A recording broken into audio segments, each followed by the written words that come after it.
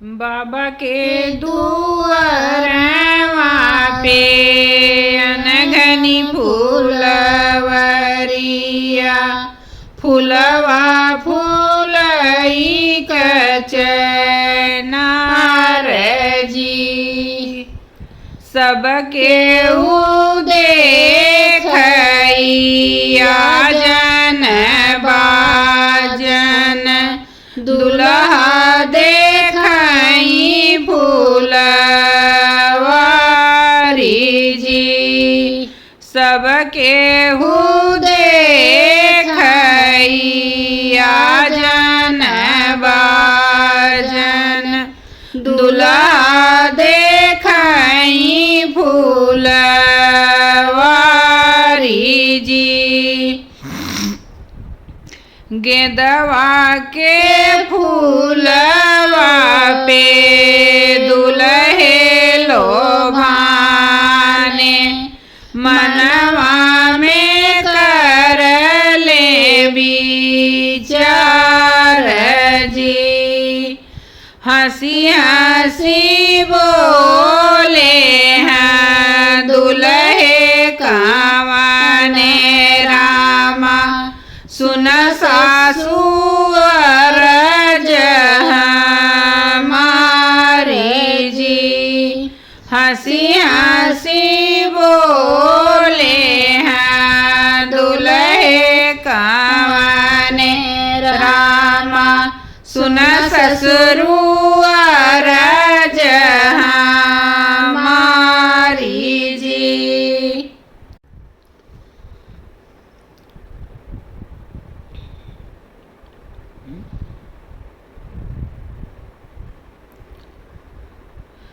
दान दहेज ससुरो नहीं कुछु लेबै, हम लेबै गेंदवा के फूल जी।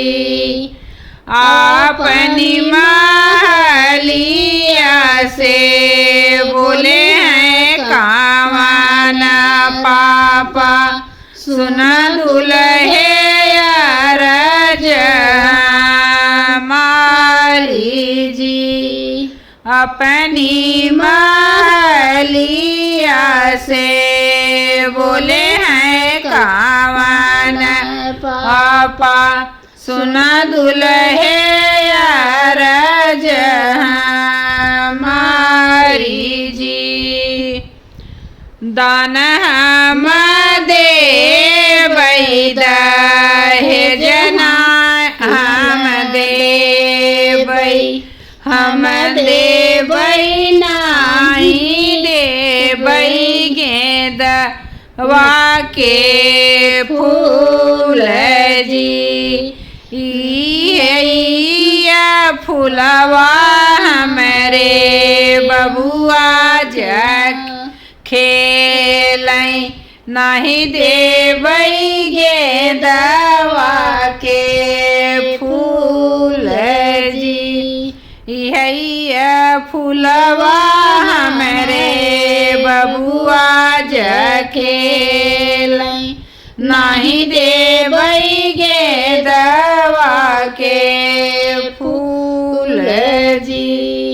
एतनी बचन जब सुन ले दुल्हे रामा, उठी के चले हैं ऋषियाई जी। फिर हूँ अजनिया हो, फिर हूँ भजनिया, फिर हूँ न सागरी उबारात जी। फिर हूँ अजनिया हो, फिर हूँ भजनिया, फिर हूँ न सागरी उबारात जी। बियाहली रानियावा मई चौक पे छोड़बै, कैले बै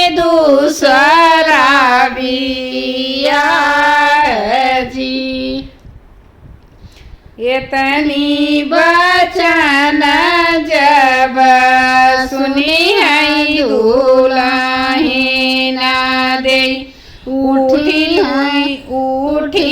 है नर भराई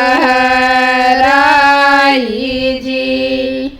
इतनी बचन सुनी है दुल्हन दे उठी है चुनर भराई